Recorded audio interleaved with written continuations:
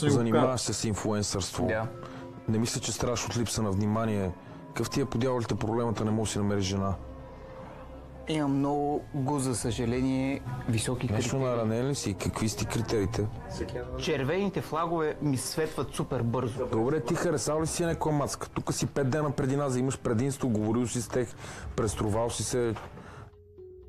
Коя мацка си харесал? Сега със Ели си говоря най-много. С Ели си говориш най-много. Тя тебе смяташ ли, че те харесва? Да. Че ти даде ли гривна? Според мен да.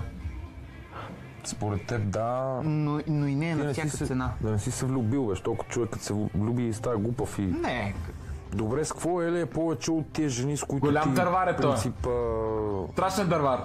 контактуваш, работиш с тях, предполагам, че работиш доста дами в сферата, в която работиш. Ти като си Защото аз се харесваш, занимавам примерно само с машини. Той завижда. Мен не жени, бе. И ако ти като завижда. харесваш някой